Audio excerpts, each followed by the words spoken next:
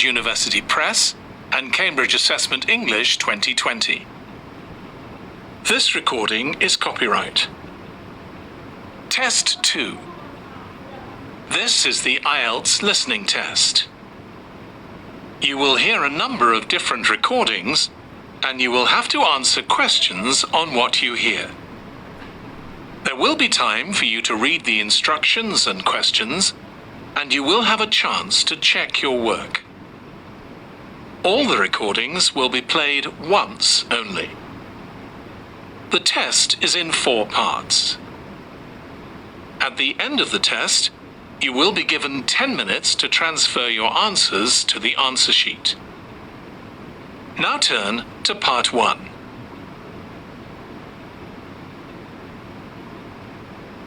Part 1. You will hear a woman calling a tourist information office to ask about a festival. First, you have some time to look at questions 1 to 4.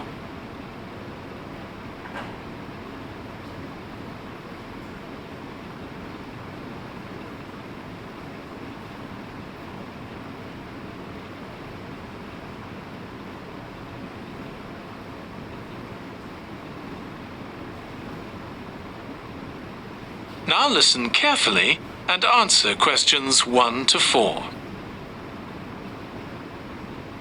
Good morning. You're through to the Tourist Information Office. Tim speaking. How can I help you? Oh, hello.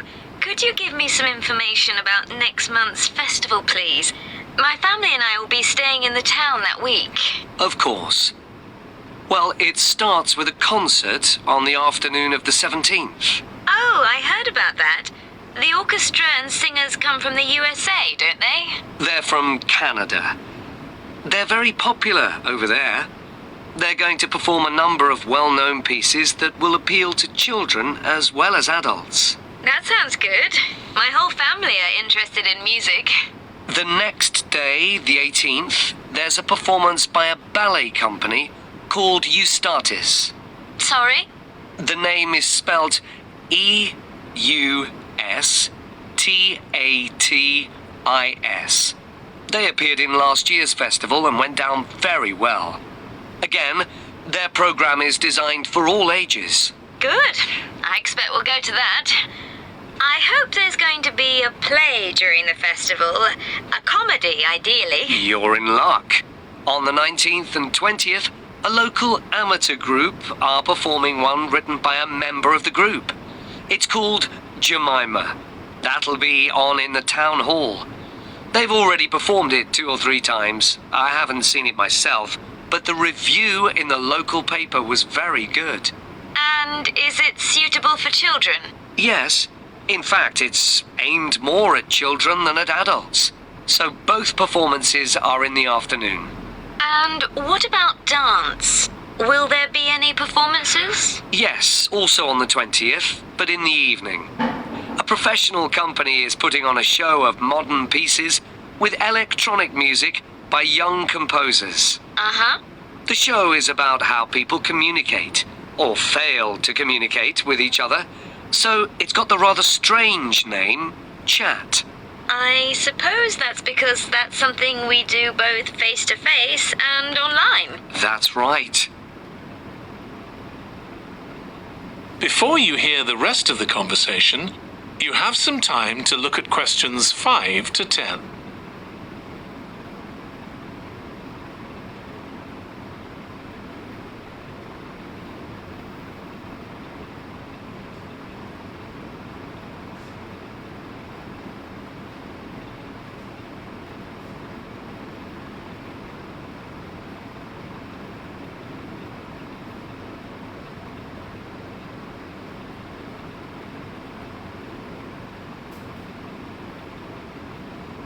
Now listen and answer questions 5 to 10.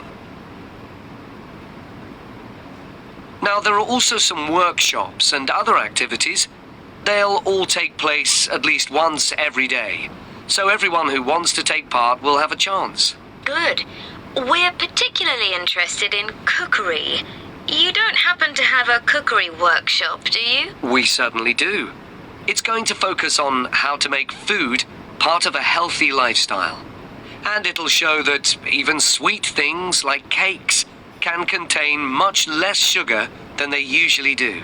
That might be worth going to. We're trying to encourage our children to cook. Another workshop is just for children, and that's on creating posters to reflect the history of the town. The aim is to make children aware of how both the town and people's lives have changed over the centuries. The results will be exhibited in the community centre. Then, the other workshop is in toy making, and that's for adults only. Oh, why's that? Because it involves carpentry. Participants will be making toys out of wood, so there'll be a lot of sharp chisels and other tools around. It makes sense to keep children away from it. Exactly. Now, let me tell you about some of the outdoor activities. There'll be supervised wild swimming. Wild swimming? What's that? It just means swimming in natural waters, rather than a swimming pool. Oh, okay. In a lake, for instance. Yes, there's a beautiful one just outside the town, and that'll be the venue for the swimming. There'll be lifeguards on duty, so it's suitable for all ages. And finally, there'll be a walk in some nearby woods every day. The leader is an expert on insects. He'll show some that live in the woods and how important they are for the environment. So there are going to be all sorts of different things to do during the festival. There certainly are. If you'd like to read about how the preparations for the festival are going, the festival organizer is keeping a blog. Just search online for the festival website, and you'll find it. Well, thank you very much for all the information. You're welcome. Goodbye. Goodbye. That is the end of part 1. You now have 1 minute to check your answers to part 1.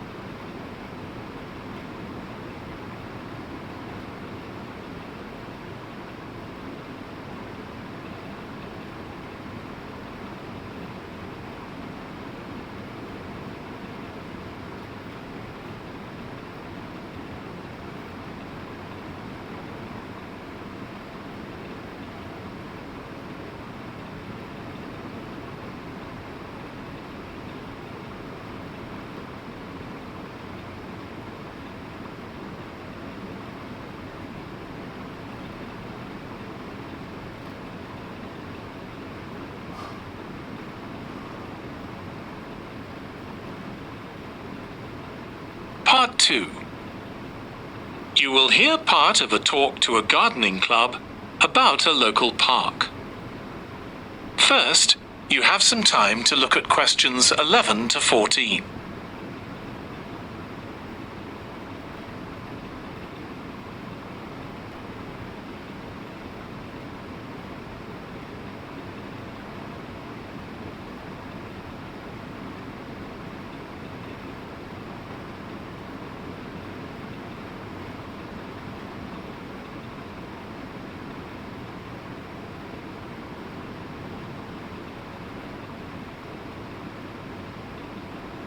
Now listen carefully and answer questions 11 to 14.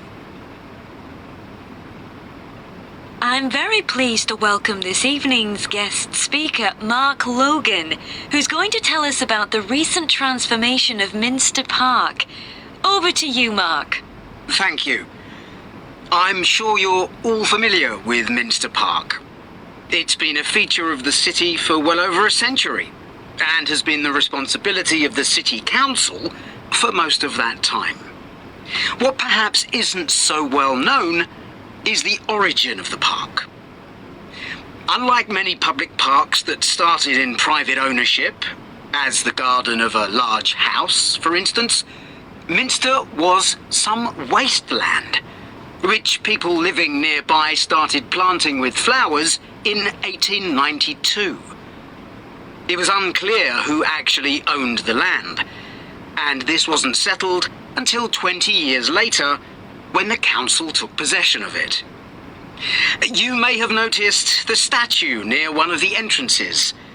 It's of Diane Gosforth, who played a key role in the history of the park. Once the council had become the legal owner, it planned to sell the land for housing. Many local people wanted it to remain a place that everyone could go to enjoy the fresh air and natural environment. Remember, the park is in a densely populated residential area. Diane Gosforth was one of those people, and she organised petitions and demonstrations, which eventually made the council change its mind about the future of the land. Soon after this, the First World War broke out in 1914, and most of the park was dug up and planted with vegetables, which were sold locally. At one stage, the army considered taking it over for troop exercises, and got as far as contacting the city council, then decided the park was too small to be of use. There were occasional public meetings during the war, in an area that had been retained as grass. After the war, the park was turned back more or less to how it had been before 1914, and continued almost unchanged until recently. Plans for transforming it were drawn up at various times, most recently in 2013, though they were revised in 2015 before any work had started. The changes finally got going in 2016 and were finished on schedule last year. Before you hear the rest of the talk, you have some time to look at questions 15 to 20.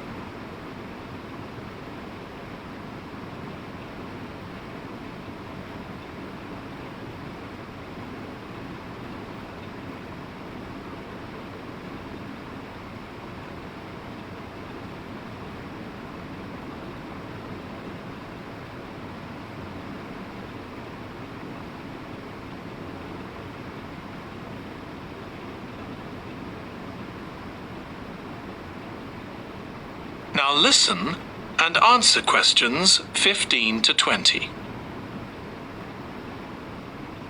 Okay, let me tell you about some of the changes that have been made and some things that have been retained.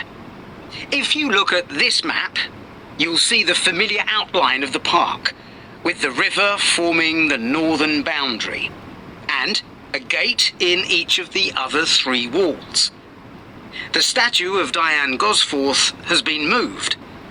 It used to be close to the south gate, but it's now immediately to the north of the lily pond, almost in the centre of the park, which makes it much more visible. There's a new area of wooden sculptures, which are on the riverbank, where the path from the east gate makes a sharp bend. There are two areas that are particularly intended for children. The playground has been enlarged and improved, and that's between the river and the path that leads from the pond to the river. Then there's a new maze, a circular series of paths separated by low hedges. That's near the west gate. You go north from there towards the river and then turn left to reach it.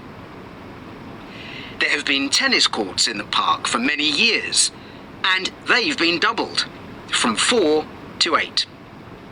They're still in the southwest corner of the park, where there's a right-angled bend in the path. Something else I'd like to mention is the new fitness area. This is right next to the lily pond on the same side as the west gate. Now, as you're all gardeners, I'm sure you'll like to hear about the plants that have been chosen for the park. That is the end of part 2. You now have 30 seconds to check your answers to part 2.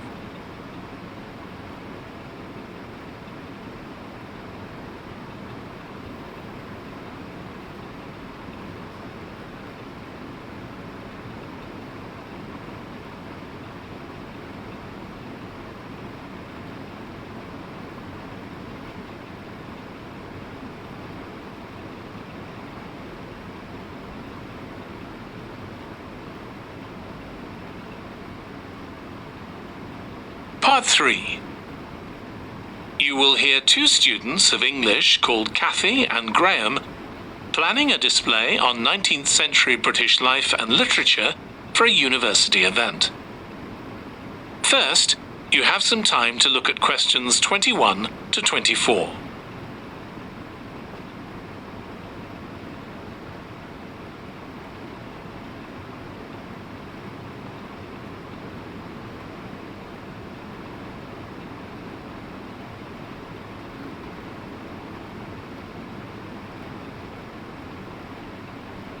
Now listen carefully and answer questions 21 to 24.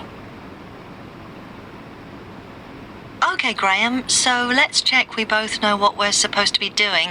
Okay.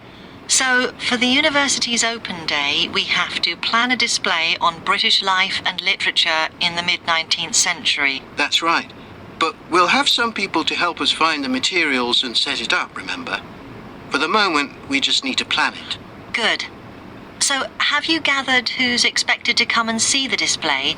Is it for the people studying English or students from other departments? I'm not clear about it. Nor me. That was how it used to be, but it didn't attract many people, so this year it's going to be part of an open day to raise the university's profile. It'll be publicised in the city to encourage people to come and find out something of what goes on here. And it's included in the information that's sent to people who are considering applying to study here next year. Presumably, some current students and lecturers will come. I would imagine so. But we've been told to concentrate on the other categories of people. Right. We don't have to cover the whole range of 19th century literature, do we? No, it's entirely up to us. I suggest just using Charles Dickens. That's a good idea. Most people have heard of him and have probably read some of his novels or seen films based on them. So that's a good lead-in to life in his time. Exactly. And his novels show the awful conditions that most people had to live in, don't they? He wanted to shock people into doing something about it. Did he do any campaigning other than writing? Yes, he campaigned for education and other social reforms and gave talks. But I'm inclined to ignore that and focus on the novels. Yes, I agree. Before you hear the rest of the discussion, you have some time to look at questions 25 to 30.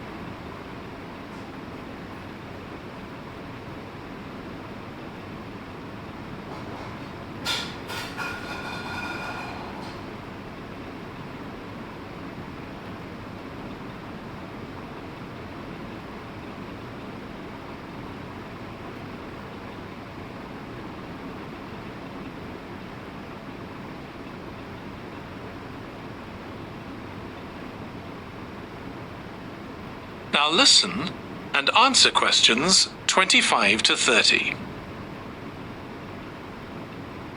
Okay, so now shall we think about a topic linked to each novel? Yes, I've printed out a list of Dickens's novels in the order they were published, in the hope you'd agree to focus on him. You're lucky I did agree. Let's have a look. Okay, the first was The Pickwick Papers, published in 1836. It was very successful when it came out, wasn't it? And was adapted for the theatre straight away. There's an interesting point, though, that there's a character who keeps falling asleep, and that medical condition was named after the book, Pickwickian syndrome.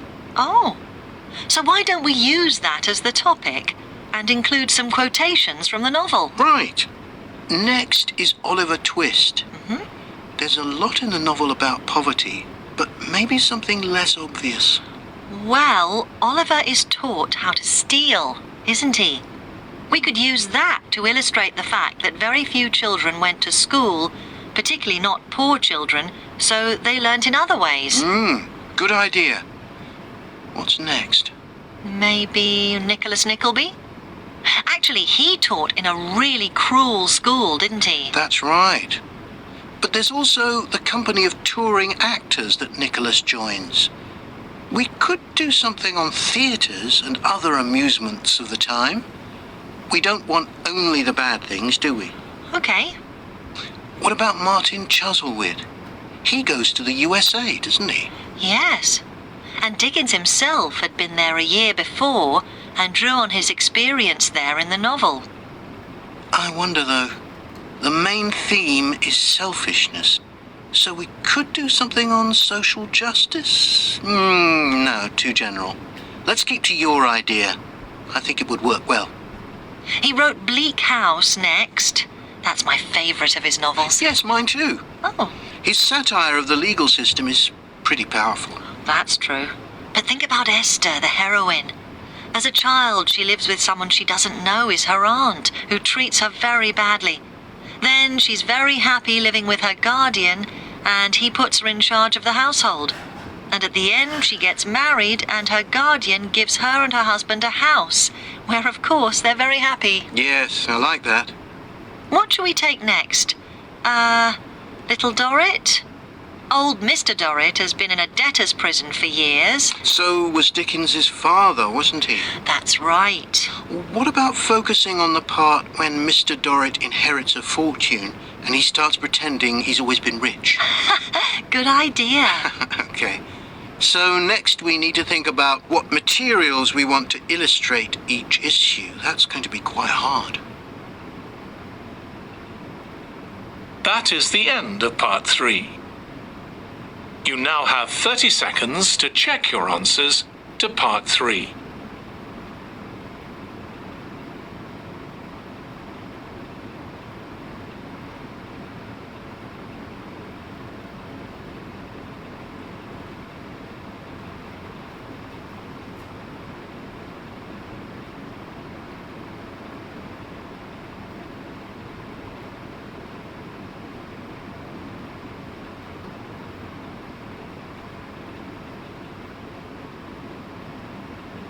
Part 4. You will hear part of a presentation about an agricultural program in the country of Mozambique. First, you have some time to look at questions 31 to 40.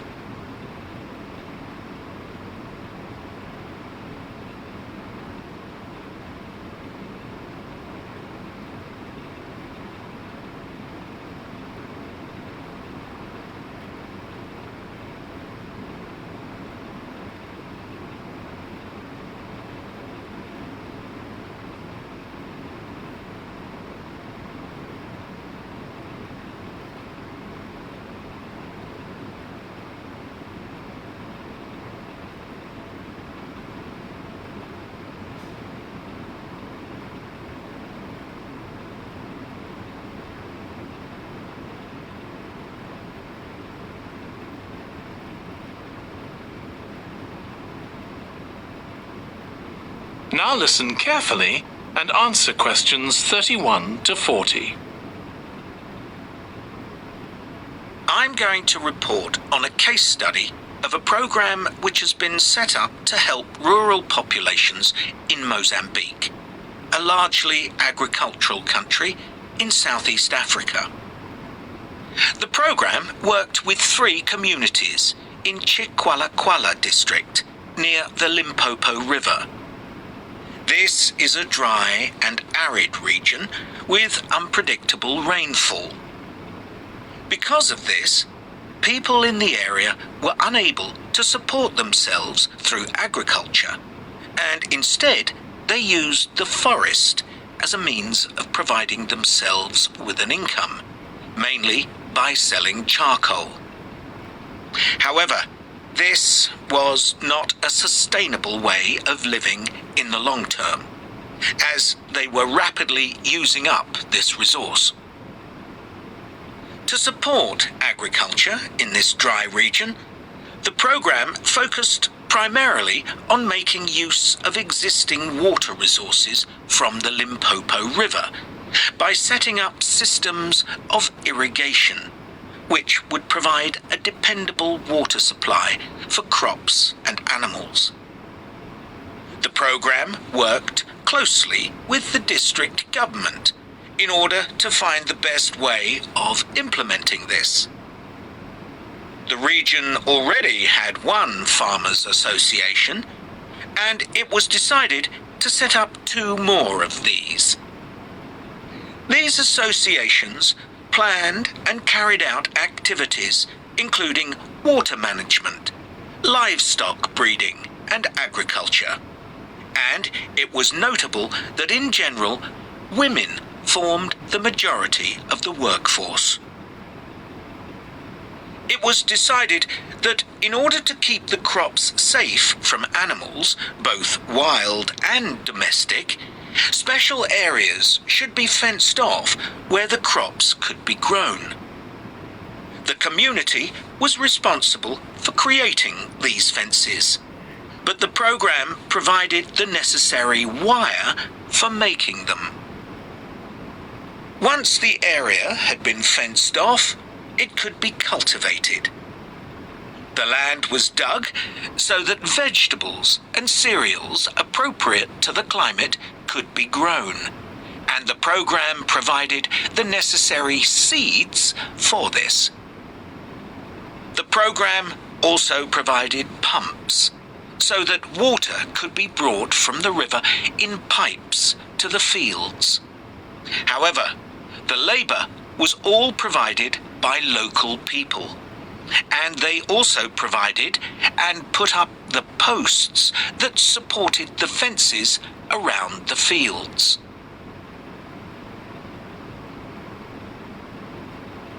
Once the program had been set up, its development was monitored carefully. The farmers were able to grow enough produce not just for their own needs, but also to sell. However, getting the produce to places where it could be marketed was sometimes a problem, as the farmers did not have access to transport, and this resulted in large amounts of produce, especially vegetables, being spoiled. This problem was discussed with the farmers' associations, and it was decided that in order to prevent food from being spoiled, the farmers needed to learn techniques for its preservation. There was also an additional initiative that had not been originally planned, but which became a central feature of the program. This was when farmers started to dig holes for tanks in the fenced-off areas, and to fill these with water and use them for breeding fish, an important source of protein. After a time, another suggestion was made by local people which hadn't been part of the program's original proposal, but which was also adopted later on. They decided to try setting up colonies of bees, which would provide honey both for their own consumption and to sell. So, what lessons can be learned from this program? First of all, it tells us that in dry, arid regions, if there is access to a reliable source of water, there is great potential for the development of agriculture. In Chiqualaquala, there was a marked improvement in agricultural production, which improved food security and benefited local people by providing them with both food and income. However, it's important to set realistic timelines for each phase of the program, especially for its design, as mistakes made at this stage may be hard to correct later on. The program demonstrates that sustainable development is possible in areas where there is. That is the end of part 4.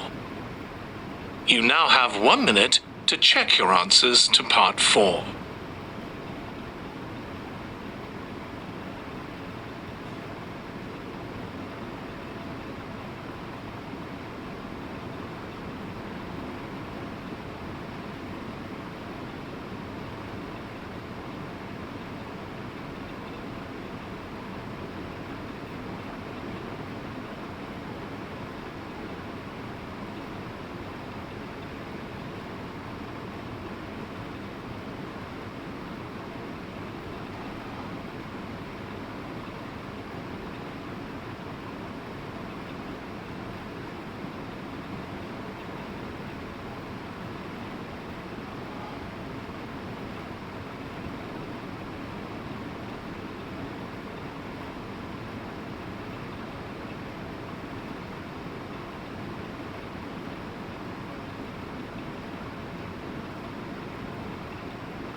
That is the end of the listening test.